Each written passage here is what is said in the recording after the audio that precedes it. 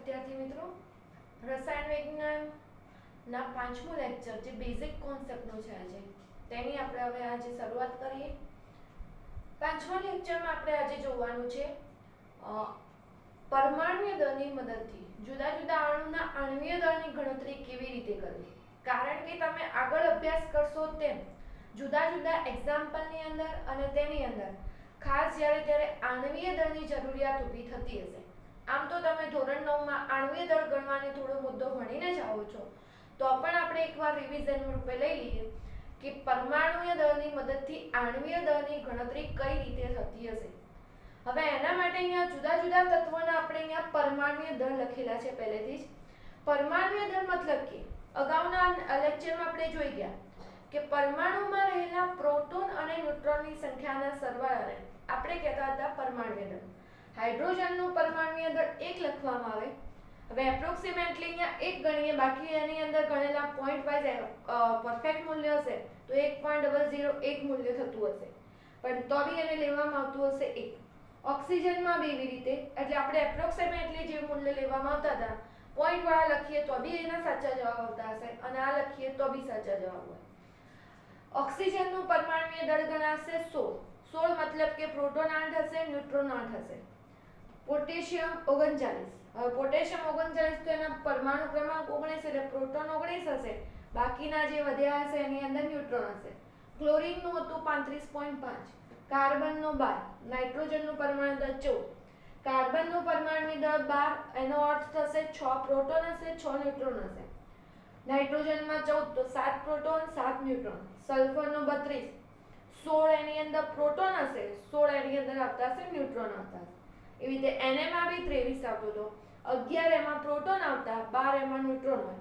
ટૂંકમાં કહેવાનો મતલબ કે જે પરમાણુય દળ હશે તેમાં રહેલા પ્રોટોન અને ન્યુટ્રોનની સંખ્યાનો શું બતાવતો હતો? સરવાળો. અને આ પરમાણુય દળનો ઉપયોગ કરીને આપણે જુદા જુદા અણુના આણ્વીય દળની ગણતરી આજના લેક્ચરમાં કઈ રીતે ગણવી એ શીખવાનું છે. તો હવે એની અંદર પહેલું આપણે ઉદાહરણ લઈએ. પહેલું ઉદાહરણ લઈએ છીએ કે H2O નું આણ્વીય દળ ગણો. આ રીતનો તમને પ્રશ્ન પૂછેલો છે, તો કોઈ એક્ઝામ્પલમાં તમારે H2O નું આણ્વીય દળ શોધવાની જરૂરિયાત ઊભી થઈ છે. હવે કોઈ બીનું આણ્વીય દળ મતલબ કે અહીંયા આપણે શોધવાનું છે H2O નું આણ્વીય દળ. અને H2O નું આણ્વીય દળ શોધવું હોય તો આની અંદર દરેક પરમાણુનું અલગ અલગ આણ્વીય દળ લખી અને દરેક પરમાણુના આણ્વીય દળનો સરવાળો કરવાનો થતો હોય છે અને એની જે સંખ્યા હશે એના વડે ગુણવાની રહેશે. આખી વસ્તુ હજી એક્ઝામ્પલથી સમજીએ કે H2O ની અંદર ટોટલ હાઇડ્રોજન કેટલા છે, તો H2O માં 2 હાઇડ્રોજન આવેલા છે, તો આની અંદર આણ્વીય દળ શોધવું હોય તો બરાબર લખાશે 2 હાઇડ્રોજનનું પરમાણુય દળ. એટલે હાઇડ્રોજનની સંખ્યા 2 એટલે 2 ગુણ્યા 1 હાઇડ્રોજનનું પરમાણુ દળ હોય એના જોડે એની સંખ્યા ગુણ્યા વત્તા ઓક્સિજનની સંખ્યા 1 હતી તો અહીંયા લખવાનું ઓક્સિજનનું પરમાણુય દળ. અહીંયા પરમાણુય દળને શોર્ટમાં આપણે પદળ તરીકે લખીએ છીએ એટલે આને અહીંયા પરમાણુય દળ તરીકે લેવાનું. હવે આની અંદર 2 હાઇડ્રોજનનું પરમાણુય દળ હતું 1 +1 કેમ કે ઓક્સિજનની સંખ્યા 1 હતી. ઓક્સિજનનું પરમાણુય દળ 16, 2 કા 2 અને 16, 16 ને 2 આવશે 18.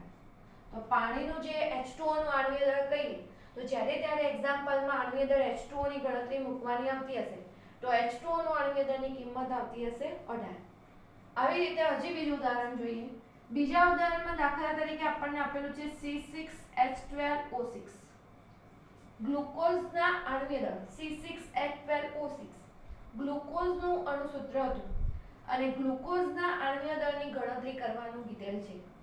ઉદાહરણ એટલા માટે આવું લીધું કે આમાં સંખ્યા દરેક પરમાણુની પહેલા તો અણુસૂત્રો પરથી એટલું નક્કી કરતા આવડવું જોઈએ કે એની અંદર કયા કયા પરમાણુ આવેલા છે. તો ગ્લુકોઝમાં આપણે દેખી શકાય કે કાર્બનના 6 પરમાણુ છે, હાઇડ્રોજનના 12 પરમાણુ છે, ઓક્સિજનના 6 પરમાણુ છે અને એ પછી બધાનું આપણે સાદું રૂપ આપી અને પછી આપણે એના પરમાણુ દળ ગણતા હશું. હવે ગ્લુકોઝનું પરમાણુ દળ ગણવું હોય તો પહેલા તો સંખ્યા જે 6 પછી લખાશે કાર્બનનું પરમાણુ દળ. એટલે કેમ કે કાર્બનની સંખ્યા કેટલી હતી 6 અને એક કાર્બનનું પરમાણુ દળ એના વડે ગુણાય વત્તા હાઇડ્રોજનની સંખ્યા હશે 12 અહીંયા હાઇડ્રોજનની સંખ્યા 12 છે તો અહીંયા લખશો હાઇડ્રોજનનું પરમાણુય દળ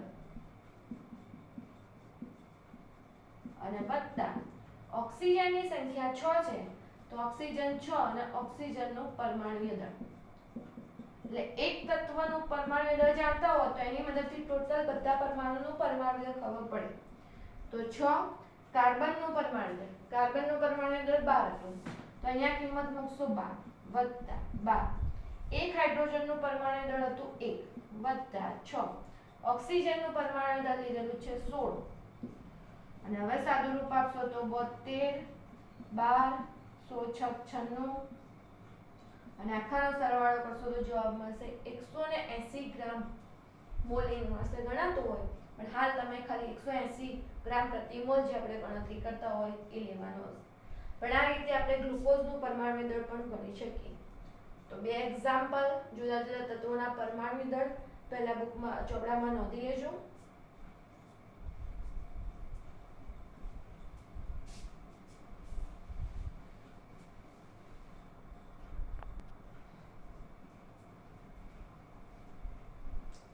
ત્રીજા નંબરે બીજું ઉદાહરણ એક જોઈએ આપણે એક ઉદાહરણ લેશું સલ્ફ્યુરિક એસિડ H2SO4 સલ્ફ્યુરિક એસિડનું ફોર્મ્યુલા છે સલ્ફ્યુરિક એસિડનું આણ્વીય દળ ગણવાનું કીધેલ છે સલ્ફ્યુરિક એસિડનું આણ્વીય દળ ગણવું હોય તો હવે આની અંદર પહેલા તો આપણે નક્કી કરીએ કેટલા પરમાણુ આવેલા છે હાઇડ્રોજનના 2 પરમાણુ સલ્ફરનો 1 પરમાણુ ઓક્સિજનના આવેલા છે ટોટલ 4 પરમાણુ તો હવે એ પરથી આપણે પહેલા લખશું તો 2 જે પરમાણુ આની સંખ્યા પહેલી લખવાની પછી હાઇડ્રોજનનું પરમાણુય દળ વત્તા સલ્ફરની સંખ્યા અહીંયા એક જ છે એટલે અણુસૂત્રો પરથી આપણે એની વસ્તુ લખી દઈશું 1 અહીંયા લખશો સલ્ફરનું પરમાણુય દળ વત્તા ઓક્સિજનની સંખ્યા 4 અને અહીંયા લખાશે ઓક્સિજનનું પરમાણુય દળ હવે જોઈએ 2 હાઇડ્રોજનનું પરમાણુય દળ હતું 1 તો એની કિંમત સલ્ફરની સંખ્યા તો 1 સલ્ફરનું પરમાણુય દળ હતું 32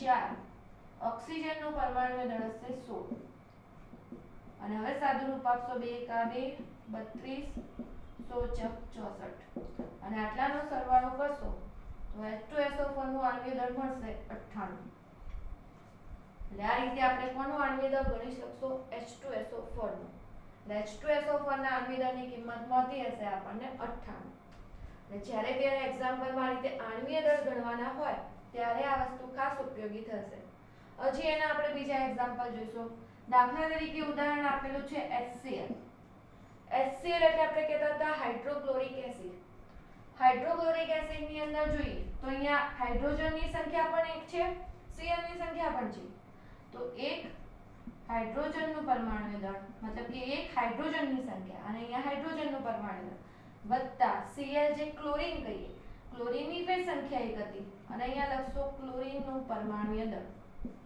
તો એક હાઇડ્રોજનનું પરમાણુય દળ 1 આવશે ક્લોરીનનું પરમાણુય દળ લખશો તો 35.5 1 એકા 1 અને 35.5 સાદું રૂપ આપશો તો 35.5 અને 1 એટલે થશે અહીંયા 36.5 બીજું લઈએ એના પછીનું ઉદાહરણ બીજું દાખલા તરીકે લઈએ આપણે એની અંદર ઉદાહરણની અંદર સોડિયમ કાર્બોનેટ લઈએ છીએ Na2CO3 સોડિયમ કાર્બોનેટ જે કહીએ આપણે ધોવાના સોડાનું ઉદાહરણ કહેતા હતા હવે આ રીતનું આખું ઉદાહરણ આપેલું છે Na2CO3 ની અંદર Na ના 2 પરમાણુ આપેલ છે કાર્બનનો 1 અને ઓક્સિજનના ટોટલ 3 પરમાણુ તો હવે આની અંદર આપણે લખીશું તો Na ની સંખ્યા 2 અંદર લખીશું Na નું પરમાણુય દળ વત્તા કાર્બનની સંખ્યા 1 જ છે અહીંયા લખાશે કાર્બનનું પરમાણુય દળ વત્તા ઓક્સિજનની સંખ્યા આપેલી છે આપણને 3 અને અહીંયા લખશો ઓક્સિજનનું પરમાણુય દળ એના પછી Na નું પરમાણુય દળ તો Na નું પરમાણુય દળ આવશે 23 વત્તા 1 પછી લખવાનું રહેશે કાર્બનનું પરમાણુ દળ કાર્બનનું પરમાણુ દળ આપેલું છે 12 3 ઓક્સિજનનું પરમાણુ દળ થશે 16 અને આટલાનું સાદું રૂપ આપશો તો 23 × 46 12 એકા 12 અને 16 તરી 48. આટલાનો જે જવાબ આવતો હશે એ આવશે Na2CO3 નું આણ્વિક દળ. ઉદાહરણ નોંધી લેજો.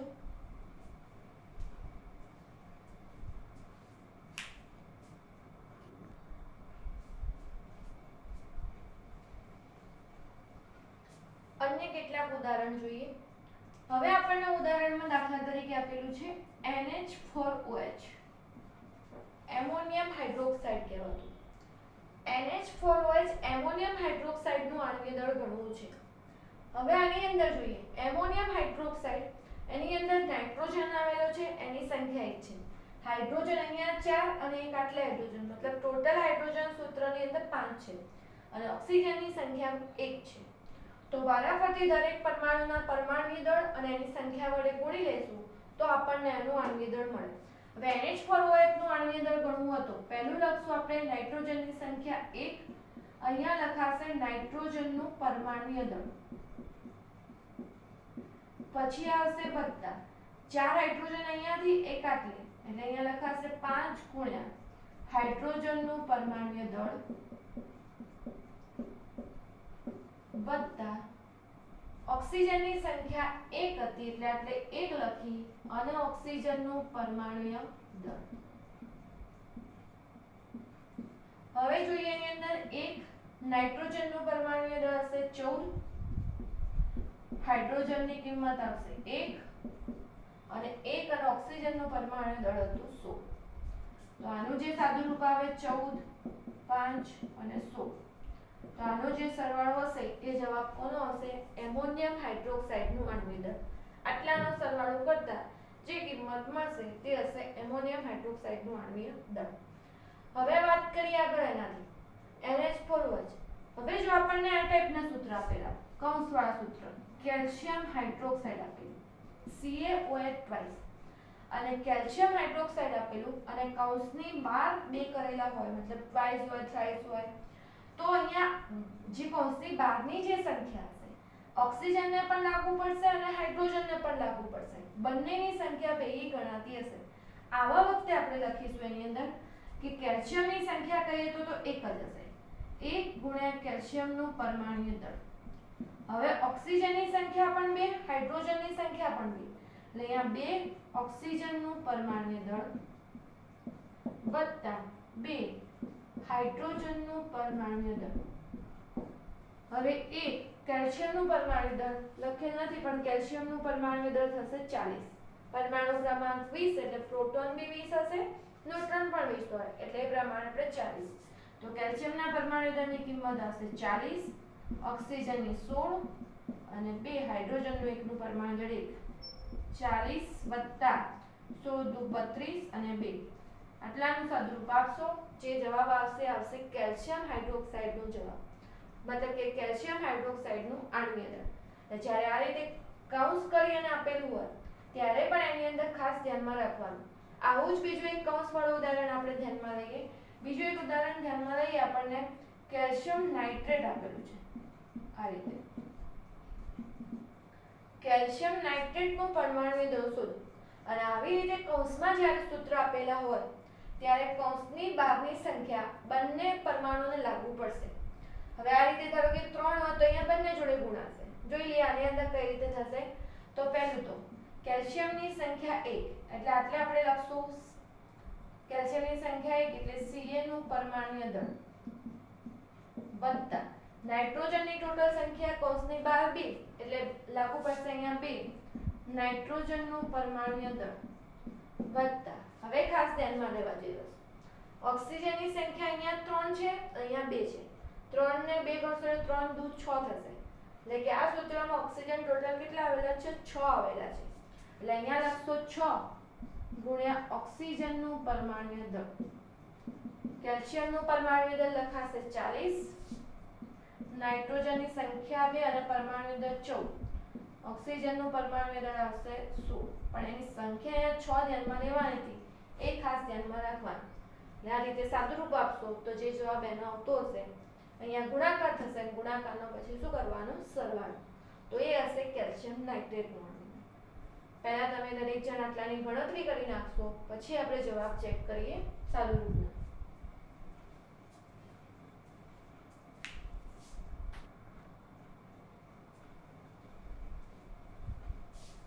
તમારી ગણતરીમાં ચેક કરી લેજો. આનો જવાબ આવશે 35. NH4OH નું અણ્વીય દળ, કેલ્શિયમ હાઇડ્રોક્સાઇડ નું અણ્વીય દળ આવશે 74, કેલ્શિયમ નાઇટ્રેટ હશે તો એનું અણ્વીય દળ આવતું હશે 166. એટલે ગણતરી પ્રમાણે ખાસ ચેક કરી લેજો.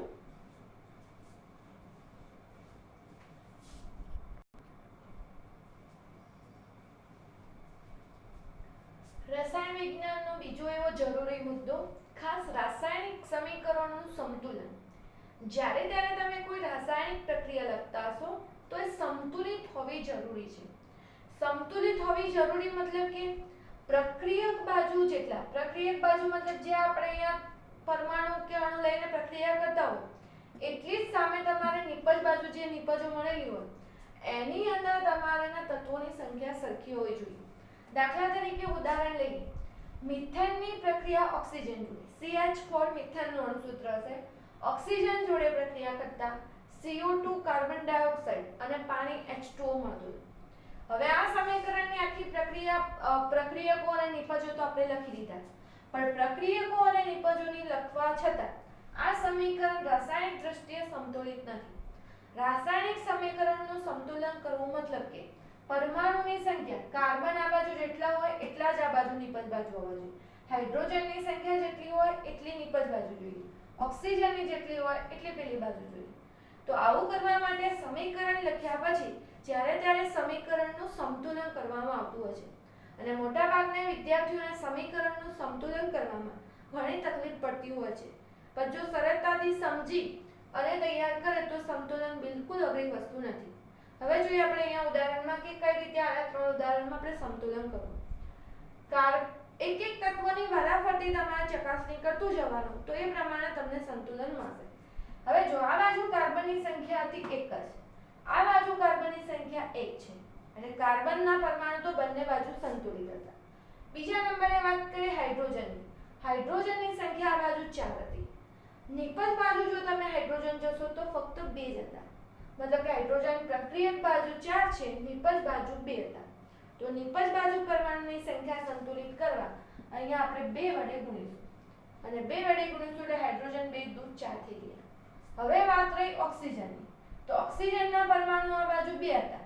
આ બાજુ ટોટલ ઓક્સિજન ગણીએ તો આ 2 ઓક્સિજન અને અહીંયા 2 વડે ગુણ્યા એટલે અહીંયાથી ઓક્સિજન 2 થયા. તો 2 ને 2 ઓક્સિજનની સંખ્યા 4 થતી હતી. તો ઓક્સિજનની સંખ્યા 4 થતી હતી તો અહીંયા ઓક્સિજન 4 કરવા કેટલા વડે ગુણવા પડશે? 2 વડે. એટલે આ રીતે અહીંયા પણ 2 વડે ગુણવા પડશે. હવે તમે આખું સમીકરણ સંતુલિત લખાયા પછી બંને બાજુ જોઈ લઈએ, પ્રક્રિયક બાજુ, નિપજ બાજુ. હવે આ તો શરૂઆતના લેવલ આપણે આ રીતે અલગ પાડીને લખીએ છીએ પણ પછી લખવાની જરૂર નથી. કાર્બન પ્રક્રિયક બાજુ કાર્બન 1 હતું, નિપજ બાજુ કાર્બન 1. હાઇડ્રોજન પ્રક્રિયક બાજુ જો લો 4, પેલી બાજુ બી 4 જ હશે, 2 દૂ 4. એટલે હાઇડ્રોજનની સંખ્યા બી સરખી થઈ ગઈ. હવે વાત કરીએ ઓક્સિજનની. ઓક્સિજનની સંખ્યા પ્રક્રિયક બાજુ 2 દૂ 4, આ બાજુ 2 અને આ 2. એટલે એની પણ સંખ્યા કેટલી થઈ ગઈ? 4. એટલે પ્રક્રિયક અને નિપજના દરેક પરમાણુની સંખ્યા સરખી થાય તો એવા સમીકરણને શું કહેવાય? સંતુલિત સમીકરણ. આપણે અહીંયા મિથેનની ઓક્સિજન જોડેની પ્રક્રિયાને સંતુલિત કરવા માટે અહીંયા ઓક્સિજનના પરમાણુને 2 વડે ગુણ્યા, પાણીના પરમાણુને 2 વડે ગુણ્યા, ત્યારે આ સમીકરણ સંતુલિત થયું. ચલો જે બીજું ઉદાહરણ જોઈએ આની અંદર. ફોસ્ફરસ P4 અણુ રૂપે મળતો હતો, એની પ્રક્રિયા ઓક્સિજન જોડે કરી અને ફોસ્ફરસ પેન્ટોક્સાઇડ P4O10 મળતું. હવે આ સમીકરણમાં સંતુલિત કરવા માટે જોઈએ, પ્રક્રિયક બાજુ ફોસ્ફરસના 4 અણુ છે, નિપજ બાજુ પણ 4, એટલે ફોસ્ફરસની સંખ્યા તો સંતુલિત હતી. પરંતુ ઓક્સિજનની સંખ્યા પ્રક્રિયક બાજુ 2 છે અને નિપજ બાજુ 10 હતી. હવે આ બાજુ 10 સંખ્યા નિપજ બાજુ ઓક્સિજનની, પ્રક્રિયક બાજુ 2 જ હતી. જો આને 10 કરવા તો અહીંયા કેટલા વડે ગુણવા પડે? 5 વડે. એટલે અહીંયા ઓક્સિજનને 5 વડે ગુણતા આખું સમીકરણ સંતુલિત થતું. એટલે ફોસ્ફરસ 4 તો આ બાજુ 4, 5 દૂ 10 ઓક્સિજન, તો નિપજ બાજુ બી કેટલા આવશે? 10 ઓક્સિજન. એટલે આ થયું બીજું સમીકરણ સંતુલિત. ચલો હજી એની અંદર એક ઉદાહરણ આગળ જોઈએ. N2 H2 NH3 એમોનિયા મળતું. હેબર-વિટીનની પ્રોસેસ, નાઇટ્રોજન અને હાઇડ્રોજનની પ્રક્રિયા કરતા એમોનિયા મળતું. હવે આ સમીકરણની અંદર તત્વોનું સંતુલન કરીએ. પ્રક્રિયક બાજુ નાઇટ્રોજનના પરમાણુની સંખ્યા 2 હતી, નિપજ બાજુ એમોનિયાની અંદર નાઇટ્રોજન પરમાણુની સંખ્યા ફક્ત એક જ છે ને આના બે સંખ્યા નાઇટ્રોજનની હોય તો પેલી બાજુ 2 કરવું હોય તો નાઇટ્રોજનને 2 વડે અહીંયા એમોનિયાને ગુણવું પડે। હવે એવું કરવા ગયા તો 2 વડે ગુણ્યું। હવે હાઇડ્રોજન પ્રક્રિયક બાજુ 2 છે, અહીંયા 2 વડે ગુણાતા હાઇડ્રોજન 2 તરી ટોટલ 6 થયા। હવે જો પ્રક્રિયક બાજુ હાઇડ્રોજન સરખા કરવા હોય મતલબ કે 6 કરવા પડશે તો અહીંયા આગળ કેટલા વડે ગુણવું પડશે 3 વડે। આ સમીકરણમાં હાઇડ્રોજનને 3 વડે ગુણવામાં આવતું હતું।